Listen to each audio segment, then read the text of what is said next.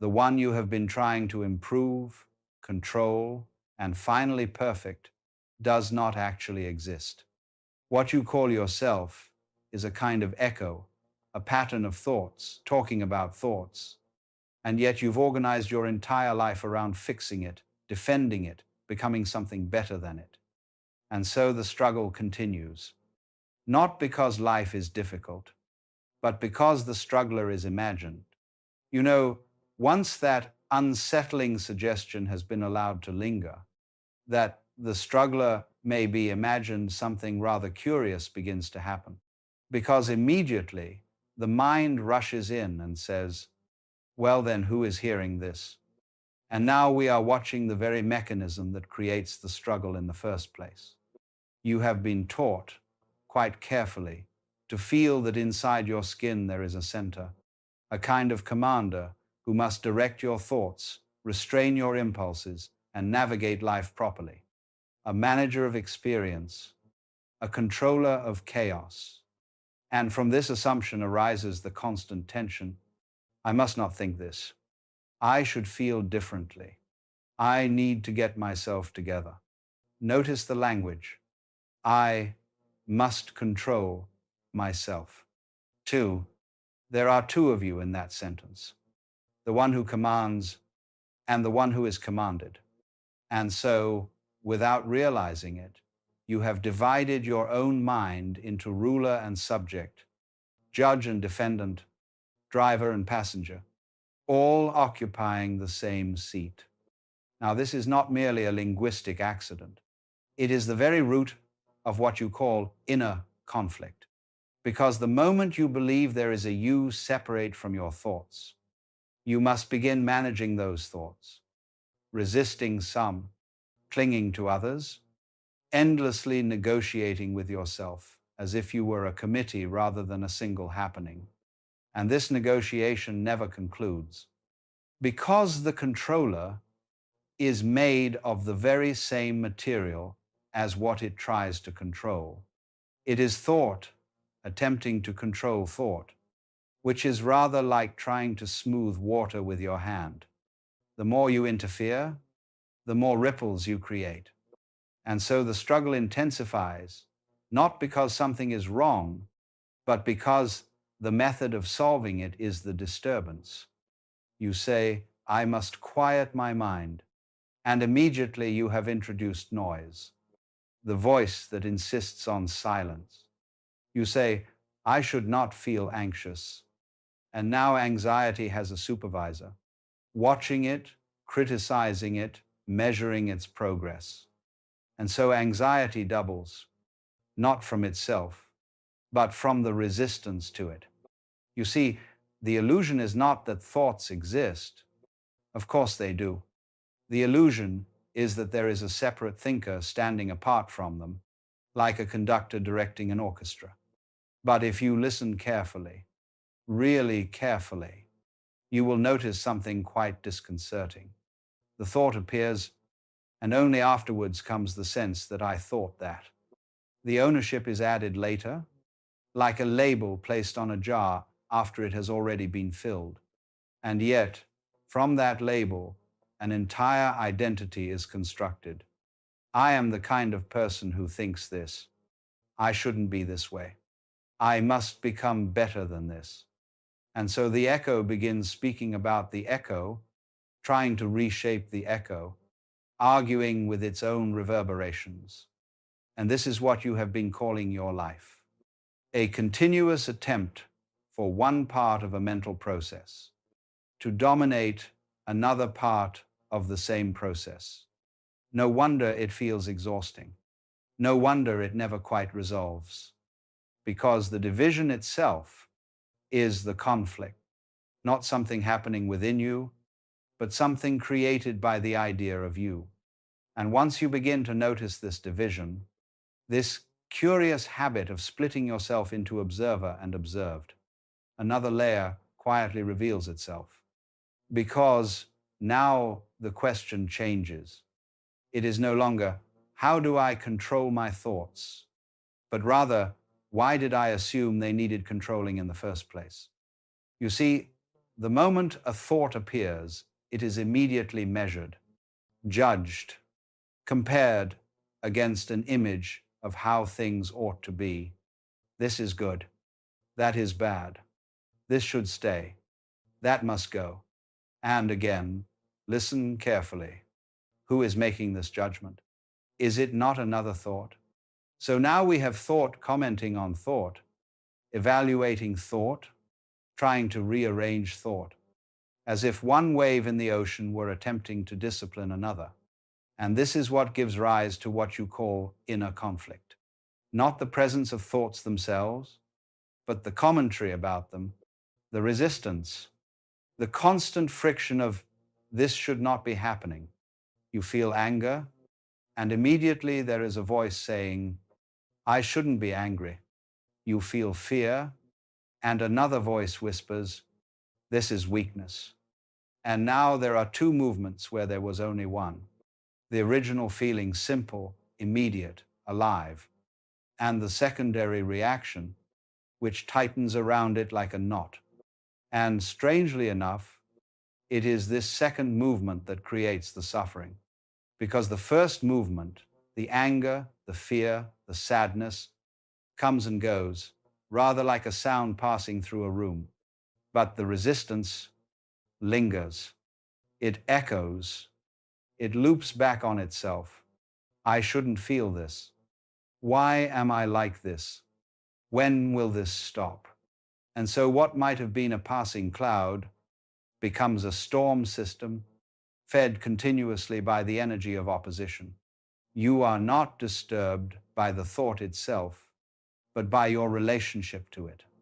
Now, here is the subtle twist, and it is very easy to miss. The mind believes that by resisting a thought, it is solving a problem. It feels responsible. It feels in control. If I don't push this away, it will take over. If I don't fix this, I will become it. And so resistance masquerades as intelligence. But look more closely. Every attempt to suppress a thought requires you to hold it in mind. To push it away, you must first grasp it. To reject it, you must continuously remember it. So the act of getting rid of a thought is precisely what sustains it. You say, I must not think this. And in doing so, you repeat it, reinforce it, give it structure and persistence. It is like trying to flatten a shadow with your foot. The more vigorously you stomp, the more you confirm its presence. And so, quite unintentionally, the effort to achieve inner peace becomes the very activity that disturbs it. Now, recall what we touched on earlier, this imagined division between the controller and the controlled. Here, it becomes even more delicate, because now the controller takes pride in its struggle. I am working on myself. I am improving. I am becoming better. And yet, all the while, it is perpetuating the very tension it seeks to escape. So what you have called inner conflict is not a battle that needs to be won. It is a pattern that needs to be seen, a loop, thought reacting to thought, creating the illusion of opposition where there is only movement. And just as before, the more seriously you take the division, the more real the conflict appears. But the moment you begin to question it, to notice that the judge and the judged are made of the same substance, something begins to loosen. Not resolve, not yet, but loosen. And as this begins to loosen just slightly, almost imperceptibly, another assumption comes quietly into view. Because even now, listening to this, there may be a subtle tension remaining, a refined version of the same struggle. It says, all right, I see the illusion. Now, how do I get rid of it? And there it is again, the same movement, only dressed in more sophisticated language. Because now the mind has taken the idea of freedom and turned it into a new objective. something to achieve, something to arrive at, something to finally be. I must let go. I need to stop resisting. I should be more aware. And once again, very quietly, very cleverly, the division returns. There is the one who is not yet free, and the imagined version of oneself who will be. And between them, time, effort, practice, becoming. You know, this is perhaps the most delicate trap of all, because it feels so reasonable. After all, in every other area of life, improvement makes sense. You practice a skill, you refine it, you get better. So naturally, you assume the same applies here. I will practice being at peace. But peace is not a skill, and awareness is not something you manufacture through effort. Because who would be doing the practicing? The same constructed sense of self we have been quietly examining all along. So now the illusion is no longer trying to control thoughts directly. It is trying to transcend itself, which is rather like a shadow attempting to step out of the person casting it. And so the struggle becomes more subtle, but no less persistent. You begin to monitor yourself, observe your reactions, measure your progress. Am I more present than before? Have I let go properly? Why is this still happening? And now awareness itself has been recruited into the service of control. It is no longer simple seeing.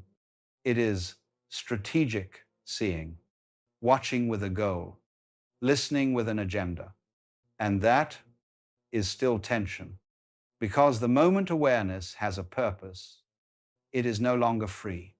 It is directed, shaped, bent toward an outcome.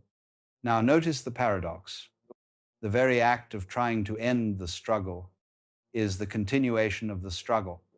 Not because something is wrong, but because the one attempting to end it is the pattern itself. The echo trying to silence the echo. And so every effort, however sincere, feeds the illusion of a separate doer who must finally get it right. I am close now. I almost understand. Just a little more.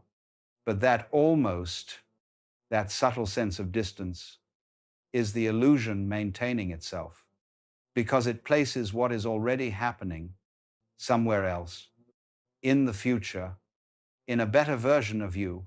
And so the search continues, not because there is something to find, but because the searcher assumes there must be. And this assumption is rarely questioned. It feels so obvious, so natural. Of course I must arrive. Of course I must understand. Of course I must become free. But if you listen closely to the tone of that voice, you may begin to recognize it. It is the same voice we met at the very beginning. The one organizing, correcting, striving, the one who seems so necessary, the one who struggles. And here, perhaps for the first time, it becomes possible to wonder not how to improve it, not how to dissolve it, not how to transcend it, but whether it was ever there in the way you imagined at all. And if that question is allowed to remain, not answered, not resolved, but simply there, something rather unusual begins to unfold. Because the mind, quite accustomed to solving, finds itself with nothing to grasp. No technique, no method, no next step. And this is where a certain discomfort often arises, a subtle unease, because without a problem to fix, the one who fixes begins to feel unnecessary. And that is deeply unsettling for something that has defined itself through effort. You see, the sense of I we have been circling is not a solid thing.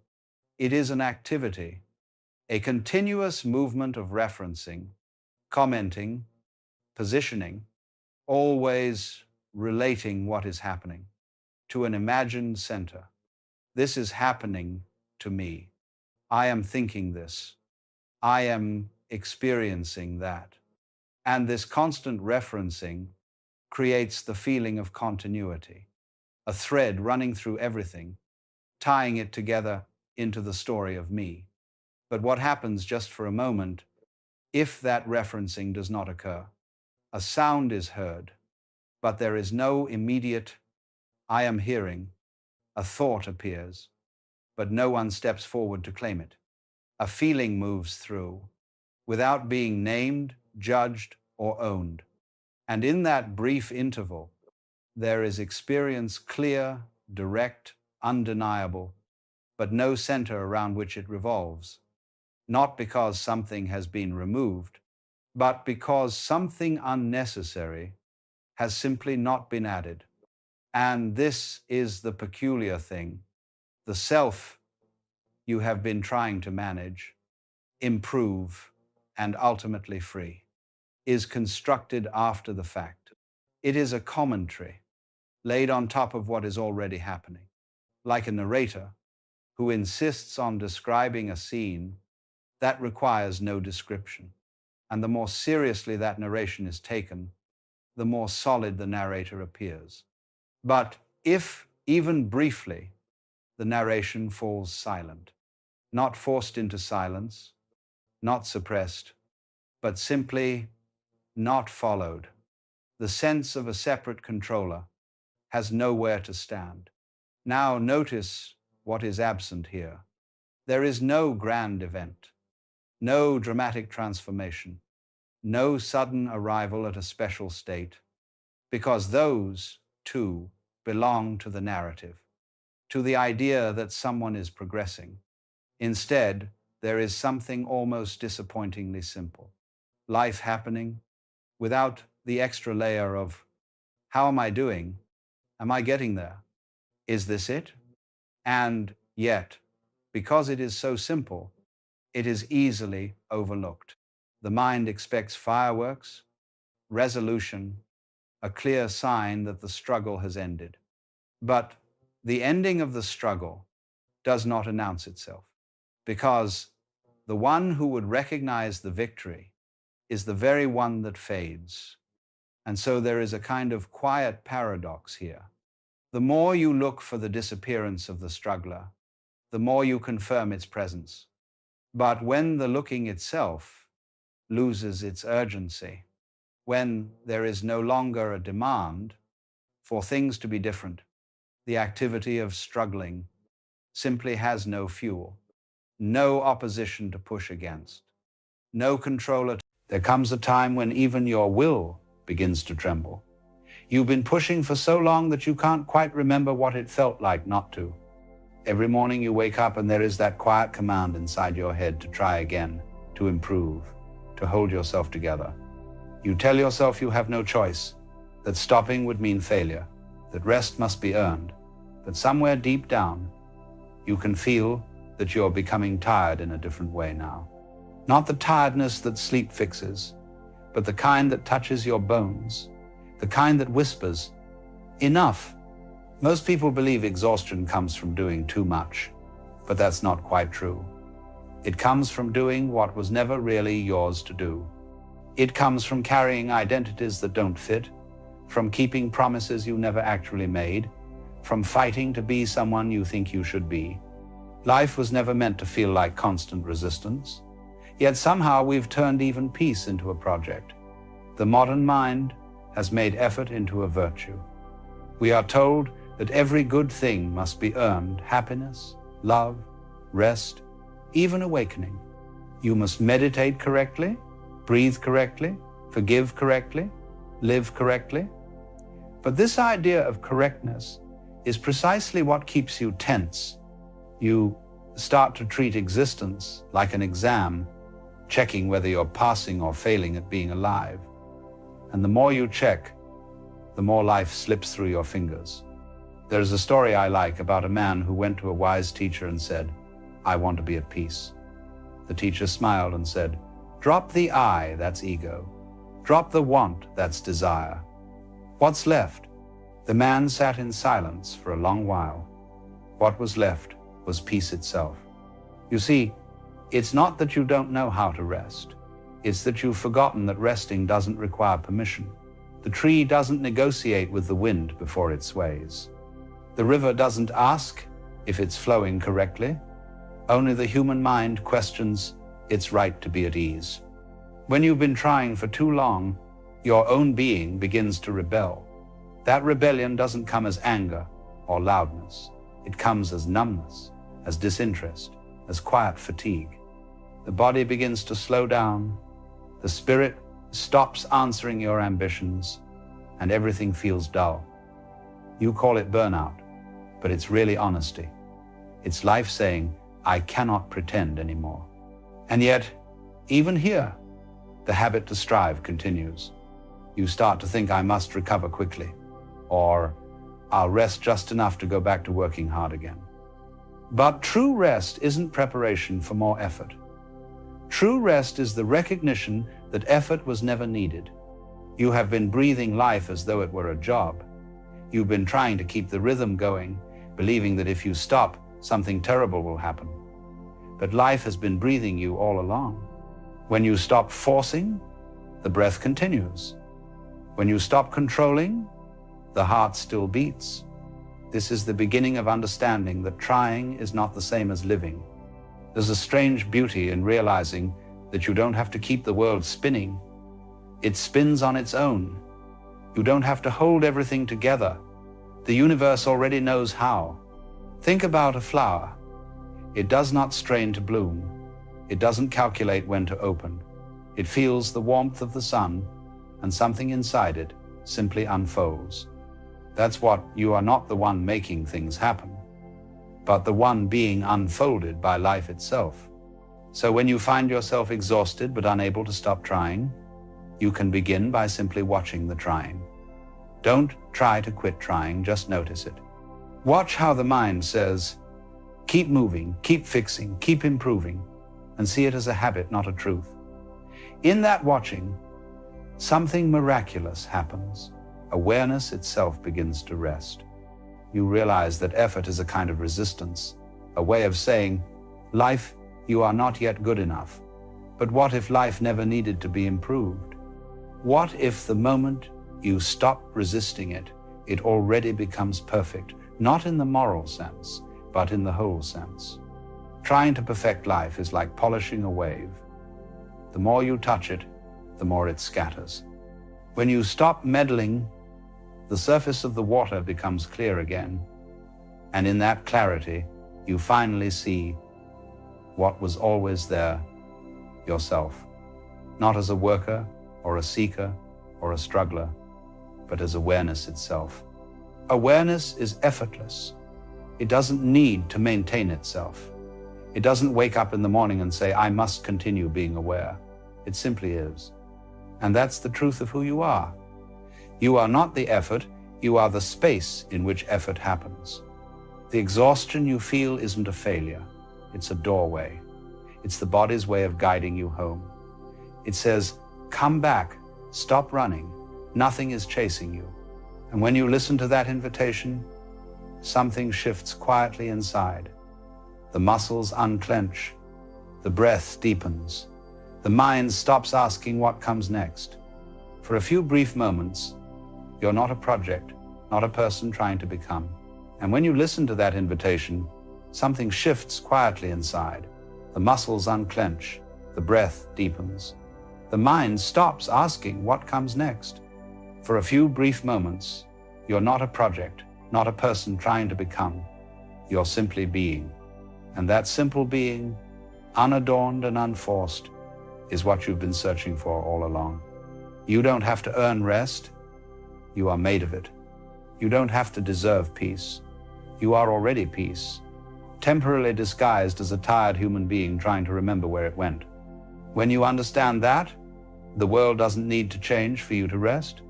The circumstances don't have to improve. The people around you don't need to behave differently. You just have to stop holding your breath long enough to remember that life is not waiting for you to catch up. It has been carrying you the entire time. The beauty of surrender is that nothing actually stops. Everything continues, but without strain. You still work, You still love, you still face challenges, but they flow through you instead of against you. You begin to act from ease rather than toward it. And that, perhaps, is the quiet secret of all spiritual exhaustion. It isn't a curse. It's the universe's way of making you tired of pretending that you are in control. There's a moment that comes after long fatigue when even thought becomes soft. The voice that once urged you forward begins to lose its conviction. It still speaks, but its words don't land quite the same way. You should be doing more, it says. But it sounds almost tired of hearing itself. You start to notice the absurdity of how long you've been obeying it. You remember the countless times you pushed yourself because you believed something waited at the end of the road, the perfect day, the perfect peace, the perfect version of yourself. But the further you went, the more you realized there was no finish line, only a looping horizon. Every goal melted into the next one, and the moment you reached what you thought would be relief, your mind whispered, just one more step. You see, the game of self-improvement never ends because it feeds on its own dissatisfaction. It survives by convincing you that who you are right now is not enough. And as long as you believe that voice, you will never rest, not even for a breath. So the first act of wisdom is not to conquer that voice, but to recognize it for what it is, habit. It is not life itself. It is the echo of a world that believes worth is measured by motion. Every culture has its myth of progress. In the modern one, progress became a moral duty. We build faster machines, we write longer lists, we measure success by the number of things done rather than the depth with which anything was lived. Even spirituality was infected by this fever. Meditation became another race, another ladder to climb. But awareness does not improve through struggle. It simply notices. The moment you see the trap, you are already free from it. Try this sometime. Sit for a few minutes and allow yourself to do nothing. Don't even call it meditation. Just sit. You'll notice almost immediately how the mind resists. It says, I should be using this time. I should be productive. Watch that urge as if it belonged to a stranger. You'll see that effort is not your nature, it's conditioning. When you stop obeying it, something ancient begins to breathe again inside you, the quiet intelligence of rest. Look at animals. They don't rest because they've finished their to-do list. They rest because the sun is warm, because the moment invites them. They act when there is movement, and they lie still when there isn't. That rhythm, that effortless alignment with the pulse of existence, is what humans once knew before they became afraid of stillness. To be still in this world is to appear useless, and nothing terrifies the ego more than uselessness. It thrives on proving itself. Yet usefulness is temporary, while being is eternal. When you let go of the need to prove your worth, you begin to rediscover wonder. You see how much of life you've missed by trying to justify your place in it. The color of the sky, the sound of your own breathing, the subtle hum of aliveness that has always been present, these return when striving subsides. And in that rediscovery, gratitude awakens. Not the kind you list in a journal, but the kind that happens wordlessly, like a flower opening at dawn. You don't say, I am grateful. You simply feel the quiet joy of existence. That joy does not depend on success or progress. It arises from the simple permission to be. When you understand that, even tiredness feels different. You no longer resent it.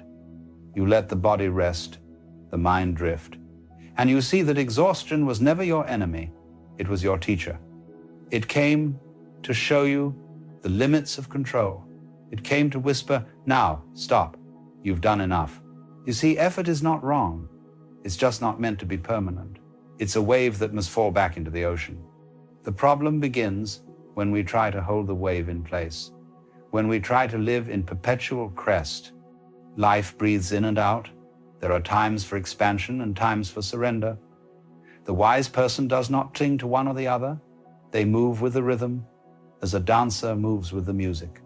When you finally allow yourself to stop, You may feel fear at first.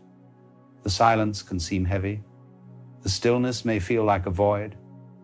But if you stay long enough, you realize the void isn't empty, it's full. Full of everything you were too busy to notice. Full of the pulse of being, the quiet hum of awareness itself. And then the most natural thing happens, energy returns. But now it flows differently. It no longer burns from tension, it moves from ease.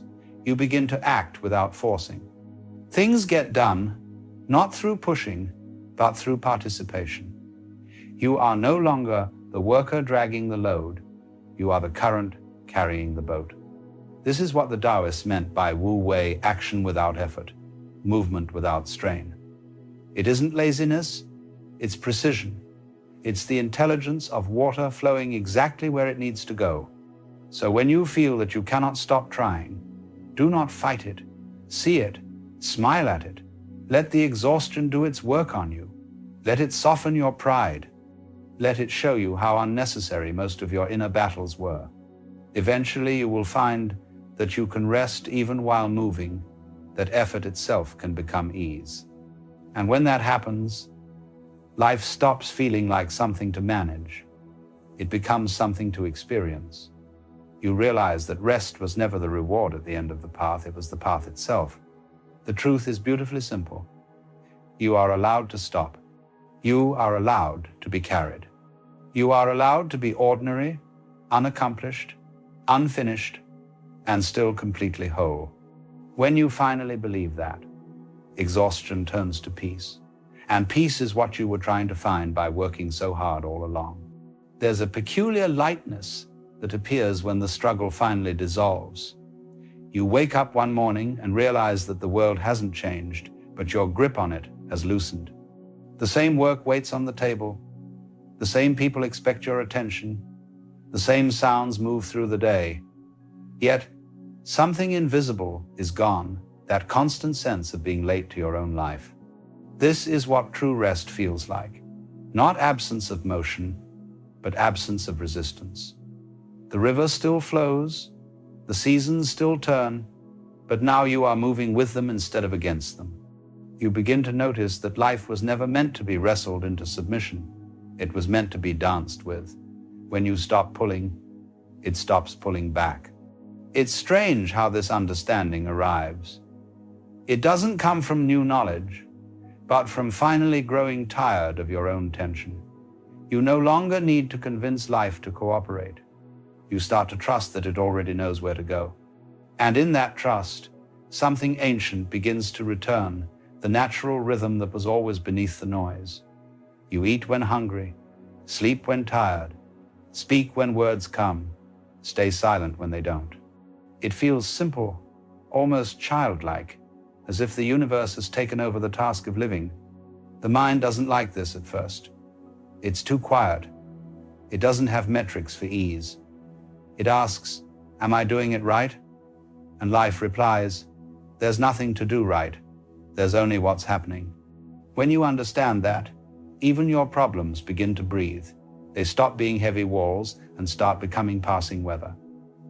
You don't deny them. You just stop identifying with them. You realize that you were never the storm, you were the sky. And the sky doesn't get tired of holding the clouds. It just lets them move. You start to see that exhaustion was never the problem, control was. You were never tired from doing too much. You were tired from trying to dictate how things should be. The effort to control is subtle. It hides inside even the most noble intentions.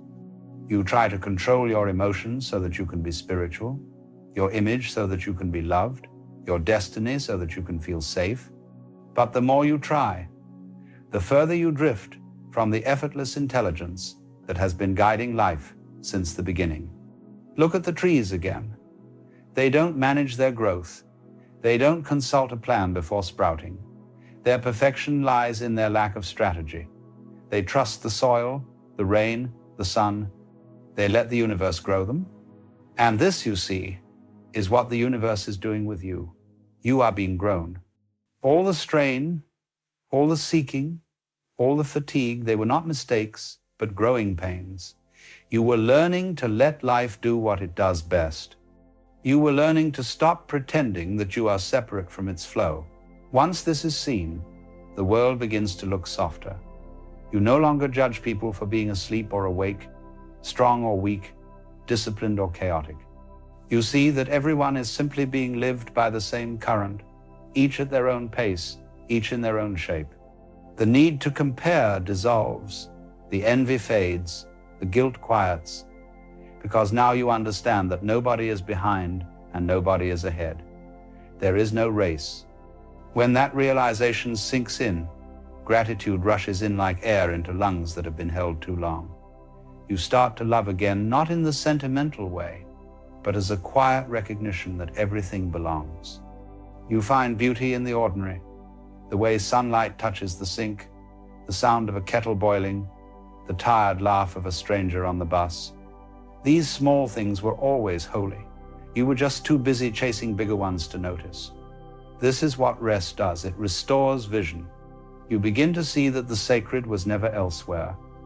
It was in the pauses between thoughts, in the stillness between breaths, in the overlooked simplicity of existing.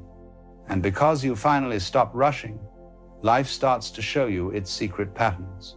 You begin to see how even the difficult moments were part of your unfolding. The heartbreaks, the failures, the sleepless nights, none of them wasted. Each was carving space for something deeper to grow. There's a softness that comes with seeing this, a tenderness toward everything you once resisted. You stop dividing your experience into good and bad. It's all movement now, all expression. Rest becomes your natural state, not because you avoid work or silence your ambition, but because you finally see that even effort can be effortless when it flows from being. When you cook, you simply cook. When you speak, you simply speak. When you rest, you truly rest. Nothing stands in the way.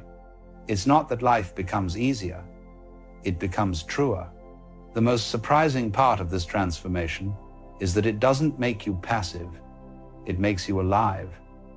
You act more clearly because you are no longer acting from fear. You create, but not to prove anything. You help others, not because you should, but because the impulse to give rises naturally from peace. You realize that when you were striving, you were actually trying to find permission to live. And now that permission has been given not by the world, but by your own awareness. The irony is beautiful. You spent years trying to reach a place that was never absent. The one who was seeking rest was made of rest all along. That understanding doesn't require effort to maintain. Once seen, it sustains itself. And so, you walk differently now. You breathe differently. Even your tiredness feels sacred. You know that when fatigue comes again, it's not punishment. It's just another reminder to pause and return. The world continues to move fast, chaotic, demanding.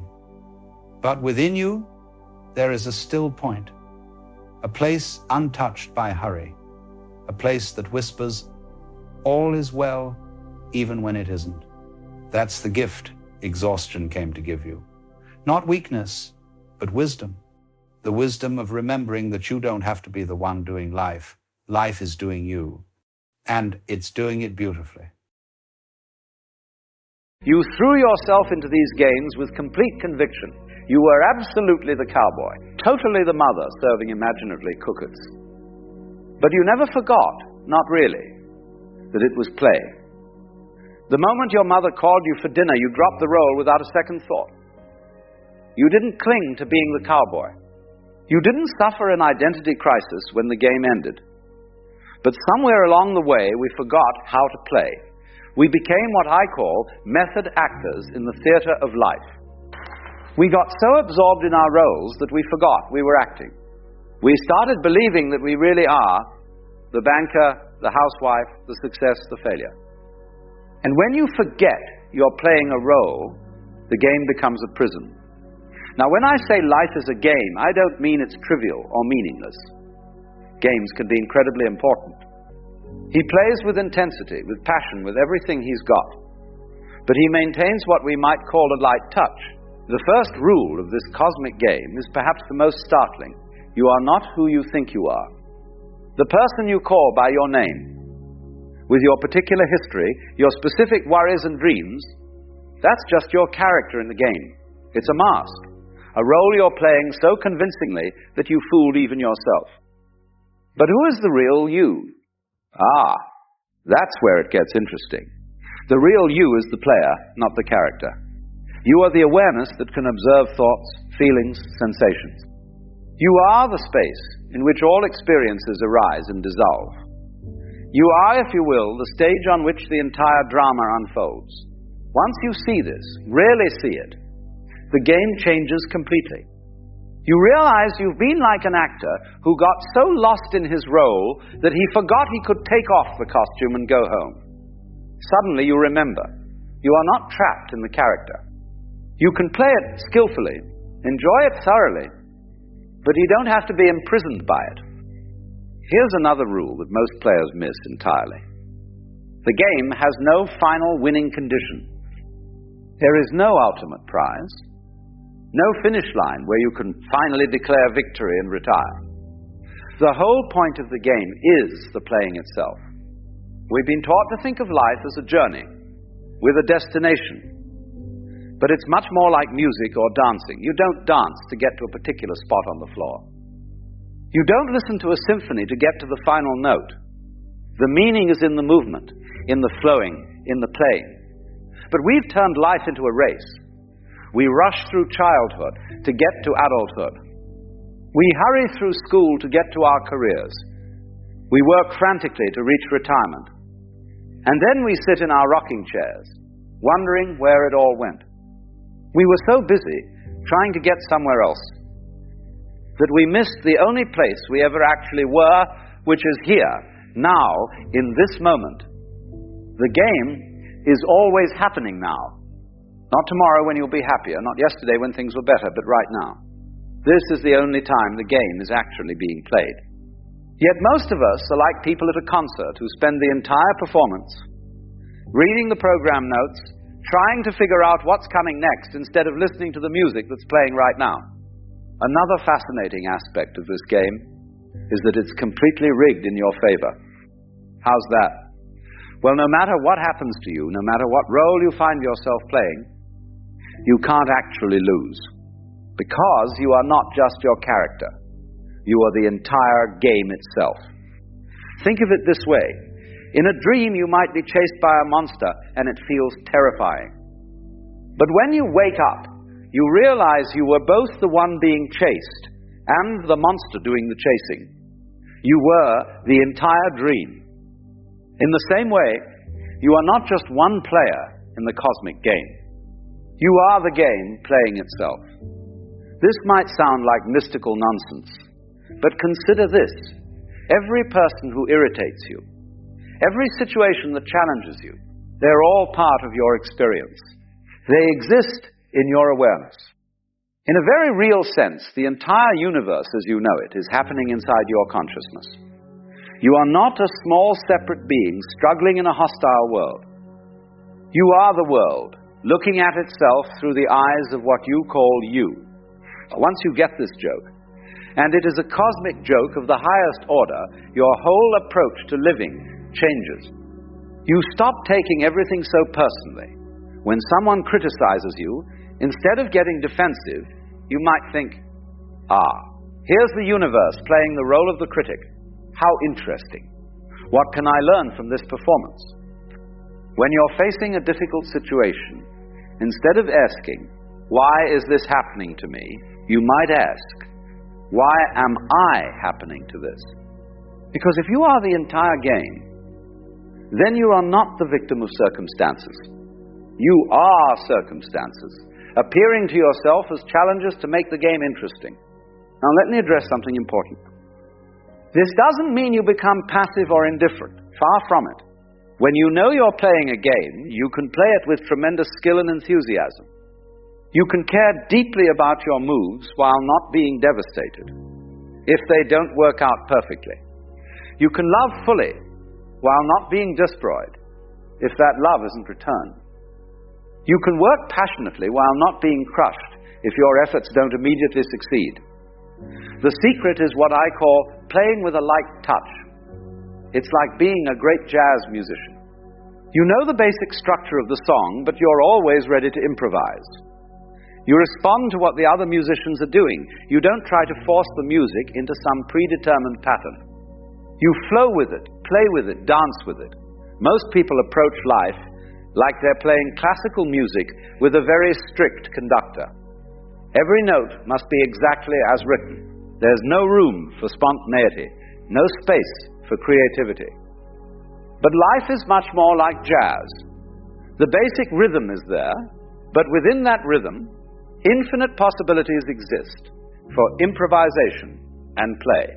Here's one of the most liberating rules of the game. You don't have to be consistent. You are under no obligation to be the same person you were 5 minutes ago. The character you've been playing, with all its limitations and problems, is not a permanent fixture. It's more like clothing you can change. We spend so much energy defending our self-image, protecting our reputation, maintaining our personality. But what if you could be anyone you choose to be in each moment? What if instead of being trapped by your past, you could reinvent yourself constantly? Not in a crazy, unstable way, but in a fluid, creative way that allows you to respond freshly to each situation. Children do this naturally. One moment they're a princess, the next they're a dragon, then they're a race car driver. They don't worry about consistency. They don't think, but wait, yesterday I was a princess, so I can't be a dragon today. And here's the beautiful thing. Every person you meet is you, wearing a different mask, playing a different role. That annoying colleague, that difficult relative, that stranger on the street who smiled at you, they're all you, exploring what it's like to be different characters in the great drama. When you see this, compassion arises naturally. Not the condescending kind of compassion that looks down on others, but the recognition that you're all in this together, all playing parts in the same cosmic theater. This doesn't mean everyone is the same on the surface level. Obviously, people have different personalities, different backgrounds, different ways of playing their roles. But at the deepest level, the awareness looking out through their eyes is the same awareness looking out through yours. We're all windows in the same house, each with a different view, but all part of the same structure. Now, let's talk about one of the trickiest aspects of the game. The part most people find hardest to master. How do you deal with suffering? How do you play skillfully when the game seems to turn against you? When you're dealt what appears to be a losing hand? The first thing to understand is that suffering is not the same as pain. Pain is natural, inevitable. If you stub your toe, it hurts. If someone you love dies, you grieve. These are simply part of the human experience, part of what makes the game interesting and complete. But suffering, that's different. Suffering is the story we tell ourselves about the pain. It's the resistance to what's happening, the demand that life be different than it is. Pain says, this hurts. Suffering says, this shouldn't be happening. It's unfair. It means something terrible about me or my future. When you understand this distinction, you can learn to experience pain without adding the extra layer of suffering. You can feel sadness without the story that you should be happy. You can face challenges without the narrative that you're a victim. You can encounter setbacks without the drama that your life is ruined. Think of it like weather. Sometimes it rains, sometimes it shines. The sky doesn't resist the rain or cling to the sunshine. It simply allows whatever weather is happening to happen. You can approach your inner weather the same way. Sometimes you'll feel joyful, sometimes sad, sometimes confused, sometimes clear. None of these states are permanent. They're all just part of the changing weather of consciousness. Here's another game rule that can save you enormous amounts of energy. You don't have to have an opinion about everything. You don't have to judge every experience as good or bad, right or wrong. Sometimes you can simply say, how interesting, and leave it at that. We've been trained to constantly evaluate, to always be deciding whether we like or dislike what's happening. But this constant judging is exhausting. It's like being a critic who can't simply enjoy a movie because they're too busy analyzing every scene. Sometimes you can just watch, just experience, just be present, without needing to have a position about it all. The master player learns to hold their opinions lightly. They might have preferences, but they don't cling to them. They can enjoy their favorite food without being upset when it's not available. The moment you think you have it all figured out, life will throw you a curveball. The moment you get comfortable with your role, circumstances will invite you to play a different part. Instead of resisting these surprises, you can learn to welcome them. They keep the game interesting. Imagine playing chess with someone who always made the same moves, or watching a movie where you knew exactly what would happen next. How boring would that be? The surprises, the plot twists, the unexpected turns, these are what make life an adventure rather than a tedious routine. When you stop needing to control every detail, when you develop what we might call a taste for surprise, you begin to find life endlessly fascinating rather than constantly frustrating.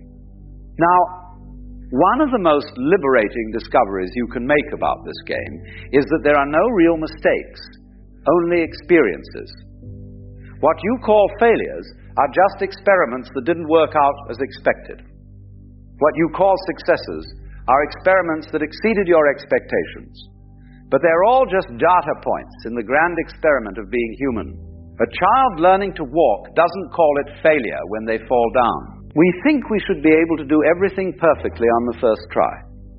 We think mistakes are signs of inadequacy rather than natural parts of the learning process. We turn every stumble into evidence that we're somehow deficient. What if you could approach your whole life with the same attitude that child has toward learning to walk? What if every mistake was just information? Every failure, just feedback? How much lighter would you feel if you weren't carrying around all that self-judgment about your imperfect performance?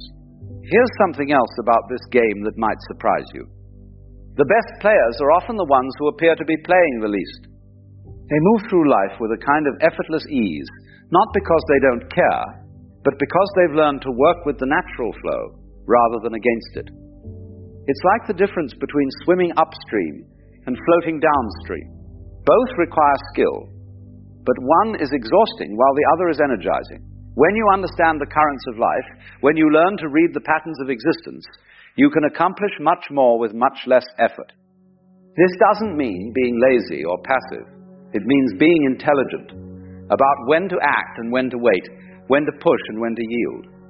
It means developing what the Chinese call Wu Wei, which is often translated as non-action, but really means action that is perfectly appropriate to the situation, like water flowing around rocks in a stream. Water doesn't try to fight the rock. It simply flows around it, and in doing so, it gradually wears the rock away. This is the power of the gentle approach, the light touch. The skillful player who understands that force is rarely the answer to life's challenges. Another crucial aspect of mastering this game is learning to play multiple roles simultaneously, without getting confused about which is which. Abunabhausen anamnakal battle. You hear of a point of masteral, and from Bukabal of the Psalms as Tilaza. Each role has its own requirements, its own costume, its own way of being. The skillful player can move fluidly between these roles without losing their center. They can be tough in business negotiations and tender with their children. They can be a student in one context and a teacher in another. They don't get stuck in any single identity. Most people make the mistake of trying to be the same person in every situation. They think authenticity means never changing, never adapting. But real authenticity is being appropriate to each moment, each relationship, each context. It's like being a skilled actor who can play many parts convincingly, because they understand the deeper truth that connects all roles. Now let me tell you about one of the most profound discoveries you can make about this game. The rules are not fixed. They can change, and often do. based on how you choose to play. This is where the game becomes truly magical. Most games have rigid rules that everyone must follow. But the game of life is more like a collaborative improvisation where the rules evolve as you play. Your choices, your attitudes, your ways of being actually influence how the game unfolds for you. If you approach life with fear and suspicion, you tend to encounter situations that confirm your fears. If you approach it with curiosity and openness, you tend to find opportunities and adventures. If you play the role of the victim, you'll find plenty of people willing to play the villain. If you play the role of the hero, you'll discover your own capacity for courage and creativity. This isn't just positive thinking or wishful fantasy. It's recognition that consciousness is not passive. It's not just observing reality. It's participating in its creation. Your awareness, your attention, your choices are all active ingredients in the unfolding of your experience. Here's one of the most beautiful aspects of the game. Everyone gets to win, but not in the way we usually think of winning. The usual idea of winning involves someone else losing. But in this cosmic game, your victory doesn't require anyone else's defeat. In fact, the more skillfully you play, the more you help everyone else play skillfully too. When you're truly happy, you don't make others miserable. You inspire them to find their own happiness. When you're genuinely peaceful, you don't create conflict. You help others discover their own peace. When you're authentically yourself, you don't diminish others. You encourage them to be authentically themselves. This is why the masters, the really skillful players, often seem to be playing an entirely different game from everyone else. They're not competing, they're not trying to prove anything. They're not keeping score, they're simply playing for the pure joy of playing, and somehow everyone around them starts playing better too. Let me share one final rule, perhaps the most important one. The game never actually ends. What you call death is just changing costumes, changing roles, changing the scenery. The player, the real you, the awareness that has been watching this whole performance that continues, when you truly understand this, it changes everything. You stop being so desperate to cling to your current role. You stop being so terrified of change. You realize that you are not just playing in the game.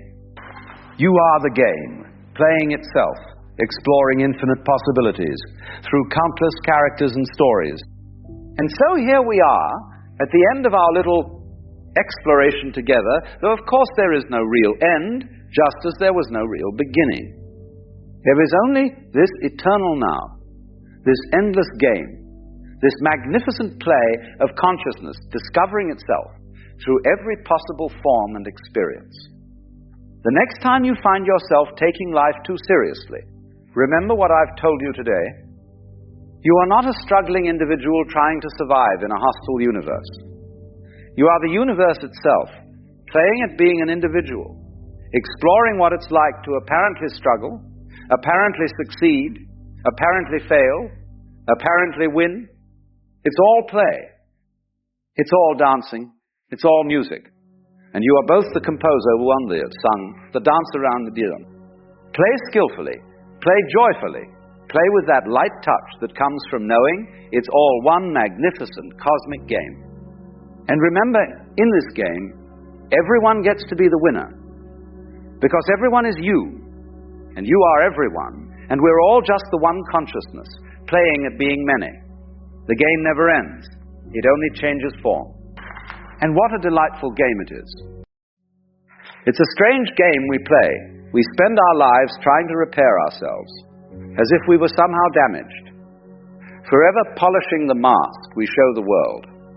And yet, if you look closely at the great figures of history, the ones who actually changed things, who actually lived, you'll notice something peculiar.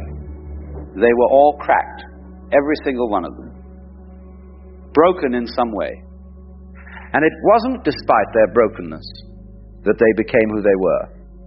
It was because of it. Now, this goes against everything we've been taught, doesn't it? We're told to hide our wounds, to cover our scars, to pretend that we have it all together.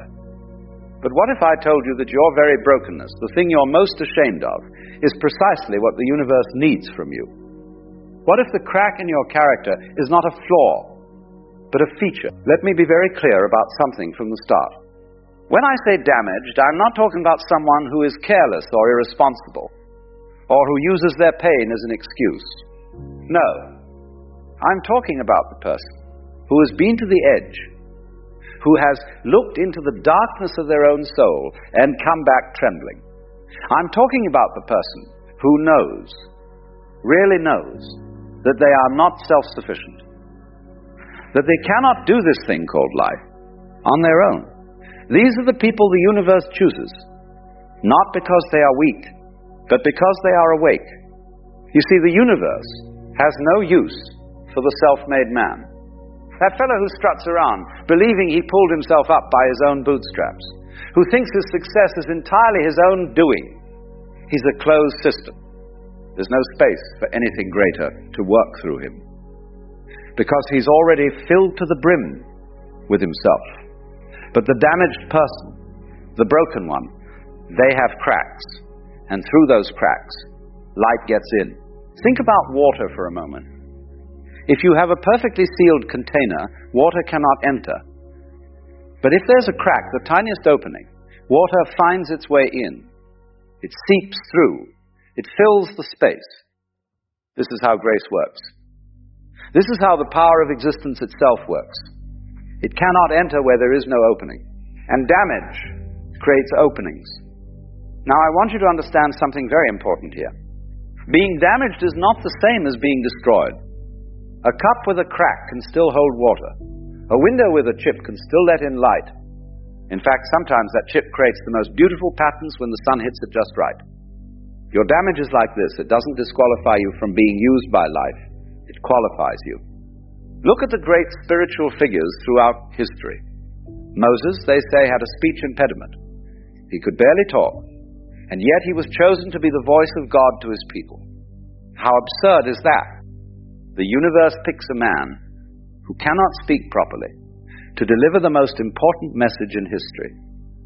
Why? Because Moses knew he couldn't do it alone. He knew he needed help. He knew he was insufficient. And in that knowing, he became a perfect vessel. Or consider David, a small shepherd boy overlooked by his own family, considered too young, too weak, too insignificant. And yet it was precisely this David, this damaged goods in the eyes of society, who became the great king, because David never forgot where he came from. He never forgot his smallness. Even when he wore a crown, he remembered he was just a shepherd boy who the universe had picked up and used. The pattern is everywhere once you start looking for it. Paul, the great apostle, was a murderer. He hunted down and killed the very people whose cause he would later champion. Can you imagine the weight of that? The knowledge that you destroyed the lives of those you now claim to serve? And yet, it was this very guilt, this very awareness of his own capacity for evil, that made him such a powerful teacher. He knew he was saved not by his own goodness, but by something far beyond himself. Here's what happens when you're damaged. You lose the illusion of control. You realize you're not running the show. Most people walk through life believing they're in charge. That if they just work hard enough, plan well enough, be good enough, everything will turn out fine. But the damaged person knows better. They've seen how quickly everything can fall apart. They've felt the ground give way beneath their feet. And in that terrible moment of falling, they learn something the comfortable never learn. They learn to trust what catches them. This is why the universe chooses damaged people. Because they've learned to let go. They've learned to relax into life rather than trying to grip it with white knuckles. Have you ever tried to float in water? If you tense up, if you try to control every movement, you sink. But if you relax, if you trust the water, it holds you. Life is exactly like this. The damaged person has learned to float. Now let me tell you what damage really is. It's not the thing that happened to you. It's not the addiction, the abuse, the failure, the loss. Those are just events. Damage is what happens inside you when you finally admit that those events changed you, that you're not the same person you were before, that you cannot go back to who you were. This admission, this acknowledgement of change, this is what creates the crack through which light enters. Most people, when something terrible happens, they spend all their energy trying to go back to normal. They want to return to who they were before. But the damaged person realizes there is no going back. The old self is gone. And in the space where the old self used to be, something new can grow. Something that wasn't possible before. This is not recovery. This is transformation. And transformation is what the universe is after. You know what's fascinating? The people who have never been broken often have the hardest time with life. They're brittle. When something difficult comes along, they shatter because they've never learned to bend. But the person who has already been broken, who has already been bent out of shape, they have a kind of flexibility. They can move with life's changes rather than resisting them. They're like old wood that has weathered many storms. Strong not because it's rigid, but because it knows how to sway. I want to tell you about something that happens when you accept your damage. You become humble. You realize you're not the star of the show. You're not even the director. You're just one small part of an enormous production. And this realization, far from being depressing, is actually tremendously liberating. Because when you know you're not in charge, you can stop trying to control everything. You can stop exhausting yourself trying to manage every outcome. You can simply do your part and let the rest unfold as it will. This is what the ancient Chinese called wu-wei, effortless action. Not doing nothing, but doing without straining, working without forcing. And you can only do this when you've been humbled by your own limitations. The proud man, the one who thinks he has it all together, he's always fighting. Fighting against circumstances, fighting against other people, fighting against life itself. He's in a constant state of resistance. But resistance is exhausting. The damaged person has learned that resistance is futile. Not in a defeatist way, but in a deeply accepting way. They've learned to work with life rather than against it. Here's something else that happens when you're damaged. You develop compassion. Real compassion. Not the fake kind where you look down on others and feel sorry for them, but the kind where you recognize yourself in everyone you meet. Because you know what it's like to struggle, to fail, to be at the end of your rope. You know what it's like to need help. And this knowing makes you gentle with others in a way that the undamaged can never be. The person who has never really suffered often judges those who are suffering. They think, why don't they just pull themselves together? Why don't they just try harder? But the damaged person knows it's not that simple. They know that sometimes trying harder is exactly the wrong thing to do. Sometimes you have to stop trying and simply surrender. And this knowledge, born of personal experience, makes them able to help others in ways the comfortable never could. Now, I need to say something about what damage is not. Damage is not an excuse. It's not a reason to give up, or to wallow in self-pity, or to treat others badly. If your damage has made you bitter, resentful, cruel, then you've missed the lesson. You've taken your pain and turned it inward or outward as poison, rather than allowing it to crack you open. The difference between the person the universe can use and the person it cannot is this. One person looks at their damage and says, why me? This is unfair. I am cursed. The other person looks at their damage and says, what is this trying to teach me? How is this making me more human? What am I supposed to learn from this? Both are damaged. but only one is becoming wise. There's a story I love about a man who goes to see a teacher. He says, "Master, I have so many problems. I am anxious. I am depressed. I have addictions. I have failed at everything I've tried. How can I possibly be of any use?" And the teacher says, "You have just listed your qualifications."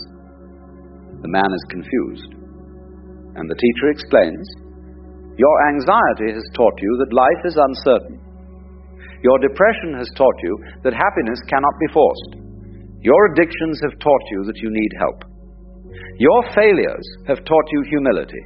These are not disqualifications. These are your credentials. This is what I mean when I say the universe chooses damaged people.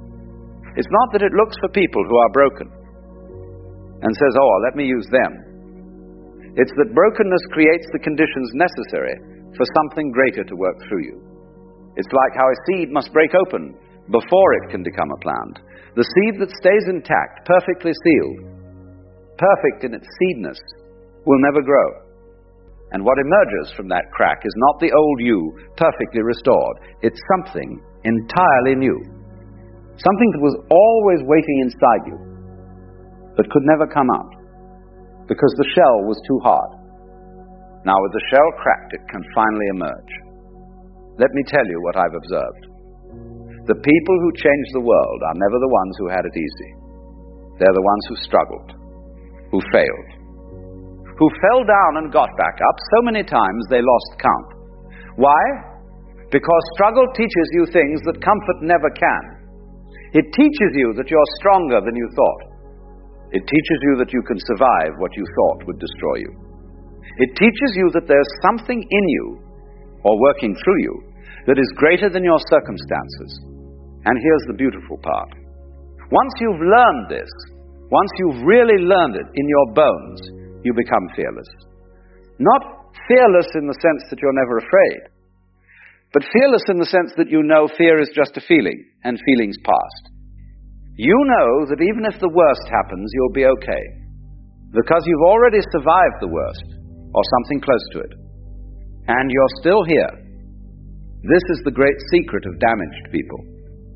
Free to take risks, free to speak truth, free to love without holding back, because they know that holding back doesn't protect you anyway.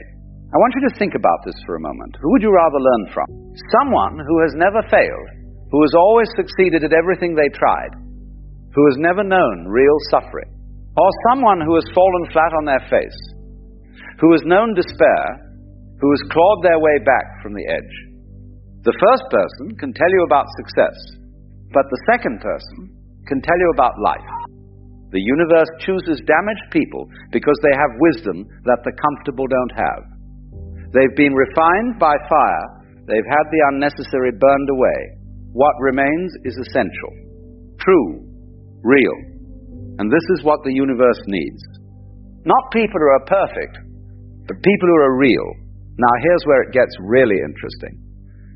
When you accept your damage, when you stop trying to hide it or fix it or pretend it's not there, something magical happens. Other people see it, and they recognize themselves in you. Your damage becomes a bridge, a way for others to cross from their isolation into connection, because everyone is damaged in some way. Everyone has wounds they're trying to hide. But when you stop hiding yours, you give others permission to stop hiding theirs. This is how healing happens. Not through pretending to be whole, but through admitting you're broken. Not through presenting a perfect image, but through showing your scars. Your willingness to be vulnerable, to be seen in your damage.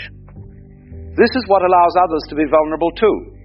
And in that mutual vulnerability, something beautiful happens. Connection. Real, deep, human connection. The universe doesn't choose damaged people to do its work. Despite their damage, it chooses them because of it. Because damage creates humility. Humility creates openness. Openness creates space. And in that space, something greater can work. Call it God. Call it the universe. Call it the power of life itself. Whatever you call it, It needs space to work, and damage creates that space. So if you're sitting there thinking, I'm too broken to be of any use, I'm too damaged to matter, I've made too many mistakes, let me tell you something. You're exactly who the universe is looking for. Your brokenness is not a bug, it's a feature. Your damage is not a disqualification, it's your credential. Your wounds are not shameful secrets. They're badges of honor that say, I have lived, I have suffered, I have learned, and I am still here. The universe doesn't need more perfect people. It needs more real ones. It doesn't need more people who have it all together. It needs more people who are willing to fall apart and be put back together in a new way. It doesn't need more people pretending to be strong. It needs more people who know they're weak and let something stronger work through them. This is the great paradox. Power is made perfect in weakness. Not despite weakness, but in it, through it, by means of it. The very thing you think disqualifies you is what qualifies you. The very wound you're trying to hide is the door through which light can enter. The very damage you're ashamed of is the crack through which grace flows. So stop trying to fix yourself. Stop trying to present a perfect image. Stop pretending you have it all together. Instead, be honest about your damage, acknowledge your brokenness, admit your need for help. And then, in that moment of honest vulnerability, you'll discover something amazing. You're not alone. You've never been alone. And the very damage you thought made you unusable is what makes you perfect for what the universe needs you to do. And the best vessels are the ones that have been broken and put back together. They're the ones that know they're just containers, not the thing contained. They're the ones that let light pass through them because they're full of cracks. And that light, that power, that grace, it shines all the brighter because of those cracks. So be damaged. Be broken. There is something happening all around us, though most do not notice. If you pay attention, you may feel it, a quiet vanishing, a fading of certain people from the common noise of life. Not that they have died, nor that they have left the planet, but they are retreating. Spiritually awake people are quietly disappearing from society. They are slipping out of the constant chatter, the endless demands, the ceaseless competition. They are not showing up in the same places anymore, not chasing the same prizes, not clamoring for attention in the same ways. And if you look for them, you may not find them in the crowds, for they have stepped to the side. They are withdrawing, but not out of defeat. They are retreating because they have seen something. And once you have seen, you cannot go back to blindness. What they have seen is the machinery of illusion. They have looked at the game of life that everyone seems to play so seriously, the race for wealth, status, recognition, and they have realized it is not reality at all, but a performance. A grand carnival, a masquerade in which people wear costumes so long they forget who they really are. The spiritually awake have glimpsed the absurdity. They have seen the frantic striving for what never satisfies. They have seen the way people cling to identities, to possessions, to reputations, as though these could secure them against death. And once this is seen, the game loses its grip. Imagine you are in a theater, watching a play, and suddenly you notice the wires that hold the scenery, the lights that create the illusions, the actors reading their lines. You cannot unsee it. The drama no longer fools you. You may still watch, you may still enjoy the story, but you no longer confuse it for truth. That is what happens when one awakens. And so they step back.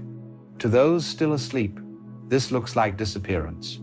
They see someone no longer interested in chasing promotions, no longer caught up in gossip, no longer glued to the endless news cycle, and they think something has gone wrong. They whisper, he has lost ambition, she has lost her spark. But what has been lost is not life, it is the lie about life. The spiritually awake are not absent because they lack vitality. They are absent because they no longer feed the machine that drains vitality. They are disappearing, not into nothingness, but into a deeper presence. Yet from the outside, it seems as if they have vanished. Society does not know what to do with such people. For society values productivity, visibility, and noise. It rewards those who perform endlessly, who stay busy, who keep running. To step aside from this is to appear irrelevant, and so the awake slip quietly into invisibility. But their disappearance reveals a deeper problem, that our culture cannot recognize wisdom unless it is loud. It cannot see truth unless it is branded. It cannot hear silence because it only knows how to listen for shouts. And so the very people who hold the medicine for a sick society are dismissed as if they had nothing to offer.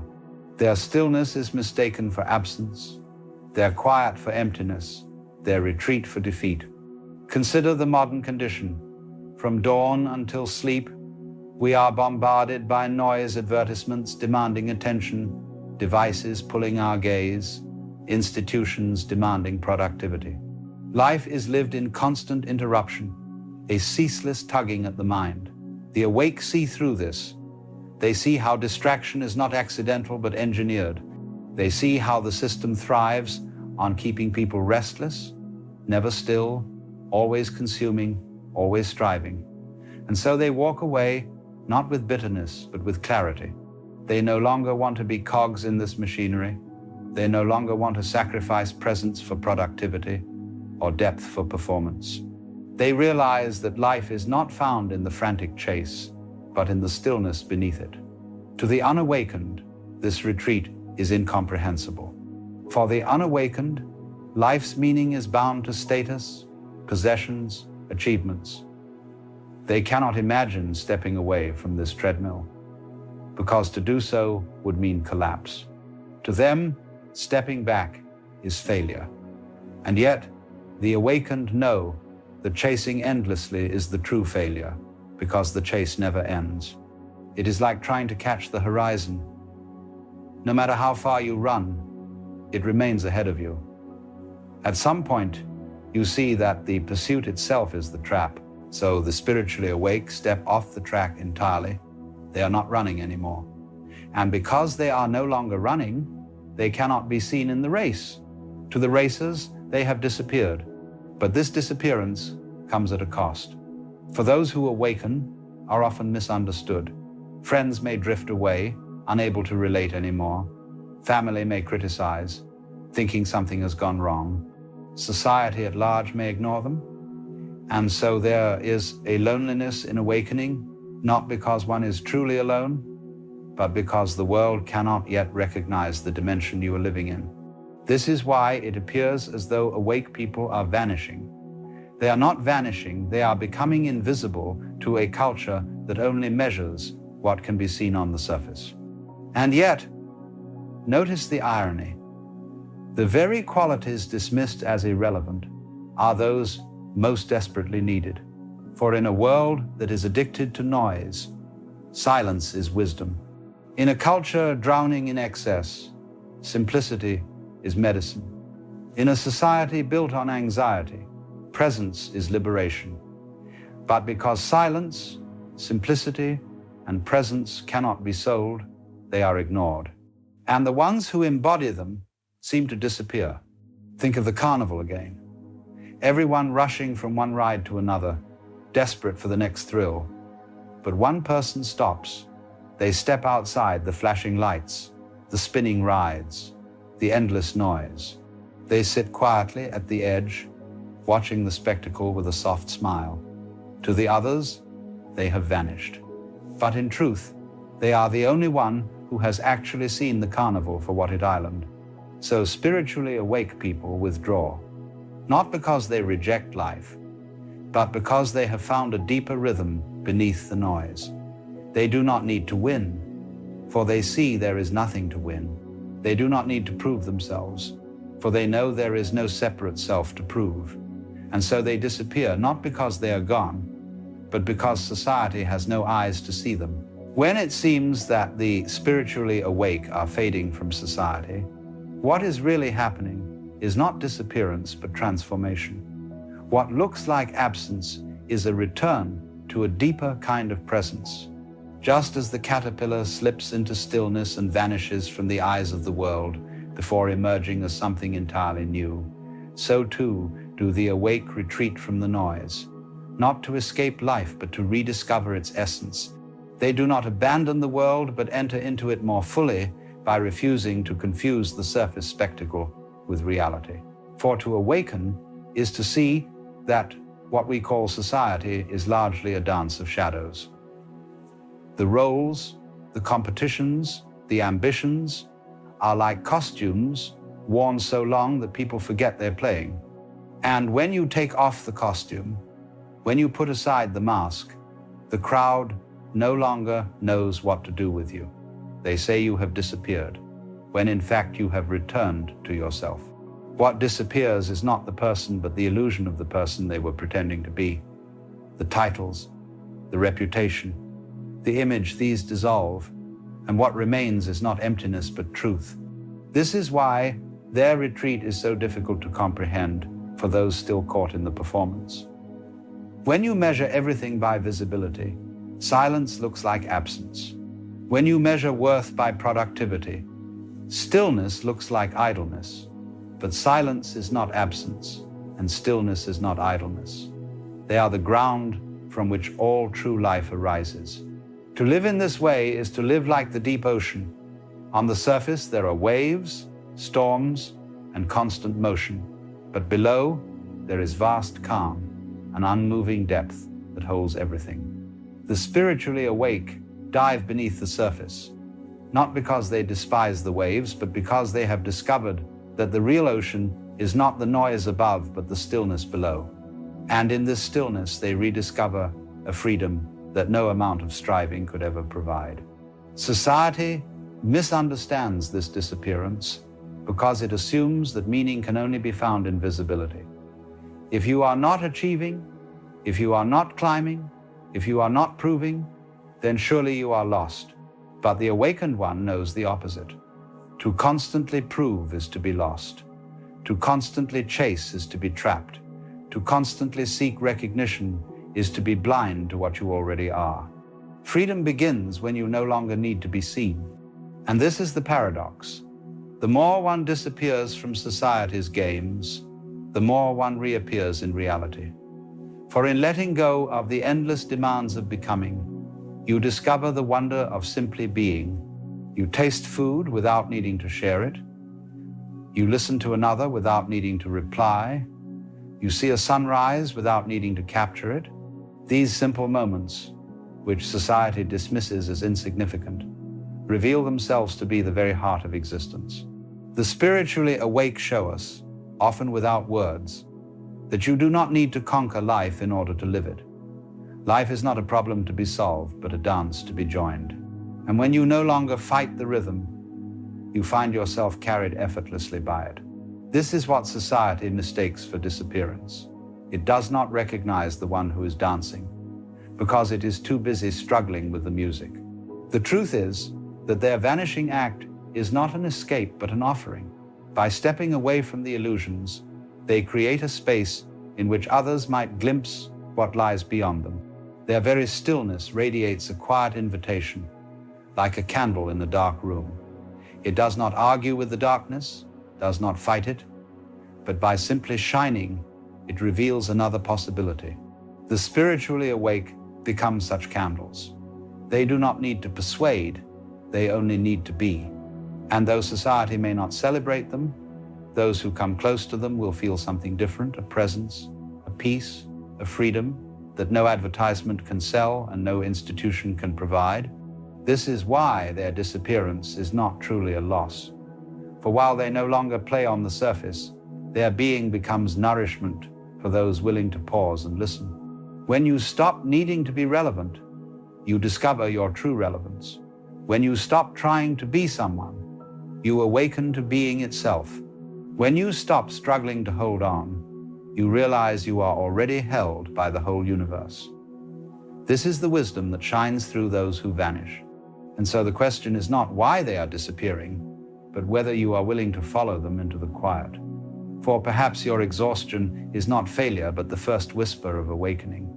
Perhaps your weariness with the noise is not a sign of weakness, but a sign of readiness. To step aside from the carnival does not mean the end of joy. It means rediscovering joy in its truest form. You see, the awakened do not disappear from life. They disappear into life. They are no longer separate, no longer striving, no longer fighting. They merge with the rhythm that has always been here, the rhythm of breathing, of wind through the trees, of waves meeting the shore. And in that merging, they are not lost, they are found. So if you cannot find them in the usual places, look elsewhere. Look in the quiet of the morning when the world has not yet begun its noise. Look in the eyes of someone who is fully present with you. Look in the spaces between thoughts, where awareness rests in silence. That is where the spiritually awake are. They have not left you. They are waiting for you to see. At the end, perhaps the most beautiful truth is that what we call disappearing is simply another way of arriving.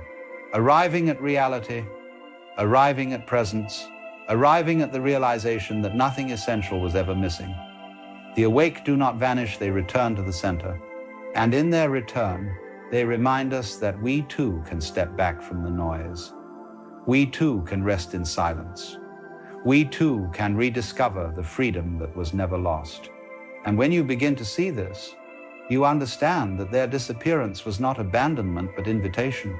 They have not left the world behind. They have simply found the world that was always here beneath the illusions. And if you are willing to pause, to listen, to let go, you too will find that what seemed to vanish was never gone. It was always here, quietly waiting in the stillness of your own being. There comes a moment in every person's life when the dream begins to shimmer, when the familiar world starts to look just slightly unreal. You may be sitting in traffic, or washing the dishes, or standing in line at the market, and suddenly, without warning, something inside you stirs. The voices around you feel distant, the motions mechanical, and for a brief second, you sense that you are watching a play you no longer believe in. That is the beginning of awakening. Now, it's a very strange thing, because most people don't want to wake up. They say they do, of course. They read about enlightenment, they listen to lectures, they meditate with furrowed brows. But what they really want is to dream a more pleasant dream, not to wake up entirely. For awakening, you see, has a way of shaking the ground beneath everything you thought was solid. It turns your world upside down and whispers, none of this is quite what you believed.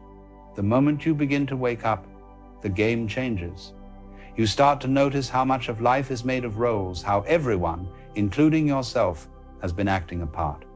The businessman acts successful, the monk acts humble, the teacher acts wise, the student acts eager. And you begin to laugh, not in mockery but in wonder, realizing that you too were an actor, performing your identity as though it were real. And then comes the disorienting thought, if I am not this character, then who am I? That is the first irritation you cause to others when you begin to awaken. You start to question the script, and nothing annoys a cast more than an actor who forgets their lines. Society is built on collective agreement, you see. We all pretend that money is valuable, that titles mean something, that certain clothes indicate worth, that success equals happiness. These agreements keep the game consistent. When you stop believing them, you disturb the rhythm. You may find that people around you begin to react defensively. They sense something unsettling about you, not because you preach, but because you no longer respond the way they expect. You no longer feed the drama, no longer trade in gossip, no longer chase the same symbols. You have, in a sense, stepped off the stage and begun to watch the play. And that simple act threatens the illusion of those still performing. Now, it's not your fault. It's simply that awakening has consequences. The spiritually awake person irritates the ego in others because Your very presence reveals that there is another way to be. You become a kind of mirror that refuses to flatter. People look at you and unconsciously feel the quiet question, what if I've been asleep all along? And for the ego, that is the most terrifying question of all. The ego, you see, thrives on certainty. It wants to know who it is, what it controls, what others think of it. It builds fences of identity and calls them safety. But awakening is like a breeze that slips through the cracks. It whispers, you are not this, you are not that, you are not even what you think. And when that whisper comes, the ego trembles. It tightens its grip, it resists, and it lashes out. This is why, throughout history, those who have awakened have often been ridiculed, misunderstood, or even feared. Socrates irritated Athens. Buddha confused kings. Jesus angered the priests, not because they sought to overthrow the world, but because they saw through it. They pointed out that the emperor had no clothes, and the emperor never likes that kind of news. When you begin to see through the illusion, you realize that much of what people call reality is simply convention rules agreed upon for the sake of order, not truth. That is why the awakened being appears so calm. They are not rebelling against the game. They've simply stopped mistaking it for ultimate reality. They can play it with lightness, humor, and grace, because they know it's a play. The danger, however, is to mistake awakening for superiority. Many fall into that trap. They believe, I am awake and others are not, and thus a new ego is born, the ego of the enlightened one. But awakening is not about being better. It is about seeing that there is no better and no worse, that every being, sleeping or awake, is the same life expressing itself in different forms. You see, if you understand that, compassion naturally arises. You no longer resent those who misunderstand you. You pity them gently, as you would someone lost in a dream. And you remember that you too were once asleep. There's no judgment in that, only understanding. And here is the most beautiful paradox. The more awake you become, the more ordinary you seem. You laugh more. You stop trying to fix everyone. You realize there's nothing to preach, nothing to convert, nothing to save. Because what could possibly need saving in a universe that is already perfect in its imperfection? It's like a person who's been searching everywhere for their glasses only to find them perched on their nose. They laugh, not because they've achieved something great, but because they finally see how absurd the whole search was. So, when you begin to wake up, life becomes at once lighter and deeper. You cry more easily, but you also laugh more freely. You see tragedy and comedy as two sides of the same cosmic coin. You stop clinging to permanence because you understand that change is the very nature of being.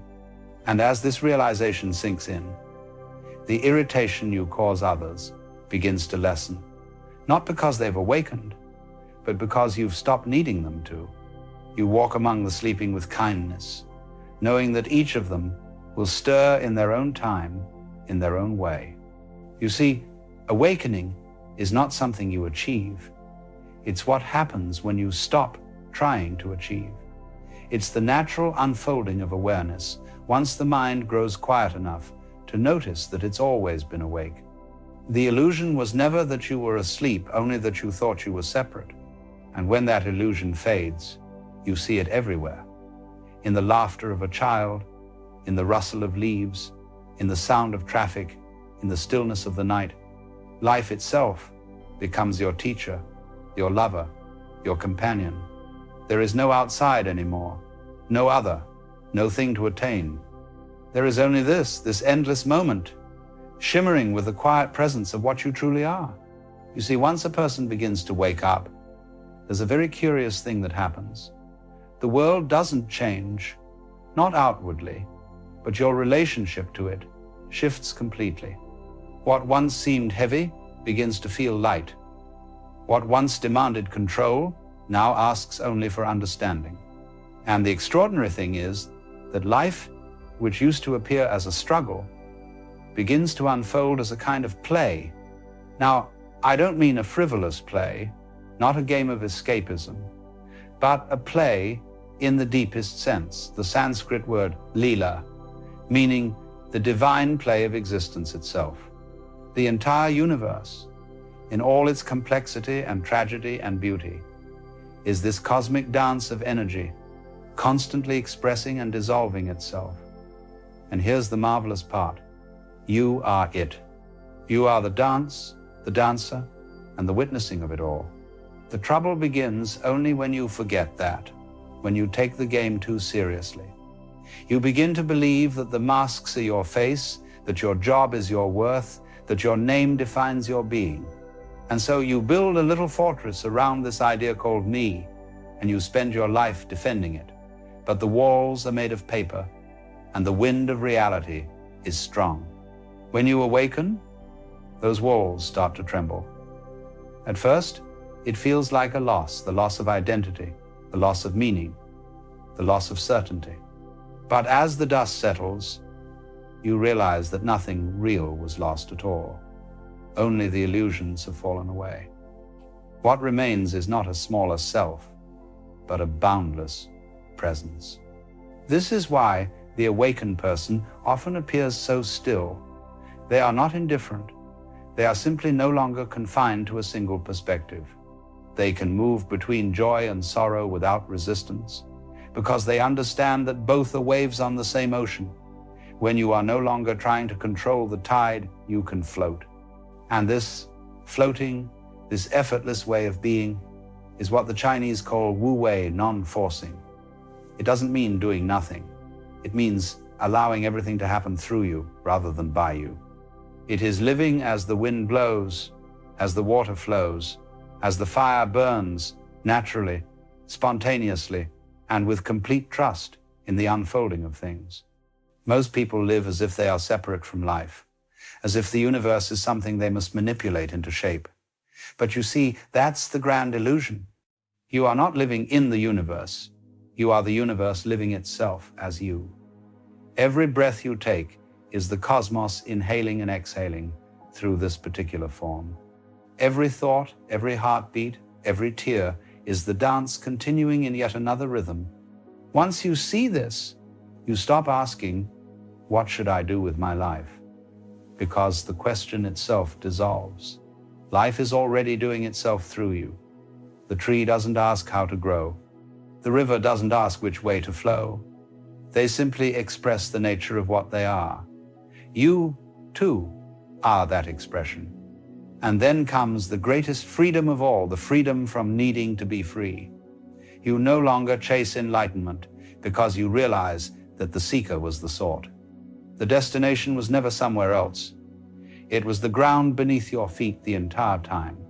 Now, this understanding doesn't mean that pain disappears. Life still contains its sorrows, its heartbreaks, its moments of loss. But suffering, you see, is what happens when we resist pain. Pain is natural, suffering is optional. When you accept that even sorrow has its place in the dance, you begin to see beauty in everything, even in endings. When someone awakens, their laughter changes. It's not the laughter of mockery or victory, but of recognition. The laughter of someone who suddenly sees the simplicity behind the elaborate disguise. You realize that all this striving, all this seriousness, all this effort to be something was like clouds passing across an endless sky. The sky was never troubled.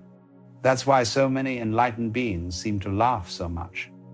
They've seen through the cosmic joke that we spend lifetimes trying to become what we already are. The entire struggle was a kind of divine hide and seek, and the punchline is that there was never anywhere to hide. When you look at the world through awakened eyes, even the chaos makes sense. You see that the apparent disorder of life is the very thing that gives it harmony. It's like a piece of jazz music if you listen closely. The dissonance is what gives it depth. The pauses make the melody sing. Without contrast, there can be no art, no meaning, no experience. So, when you find yourself irritated by the ego in others, remember this: it is the same life pretending to be lost, the same consciousness playing the role of ignorance. And if you can see that, even for a moment, compassion arises without effort. You stop trying to wake people up by shaking them, and instead, you wake them by loving them. Because love, real love, is the ultimate expression of awakening.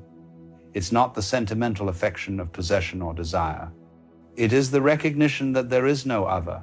To love is to see yourself in everything and everything in yourself.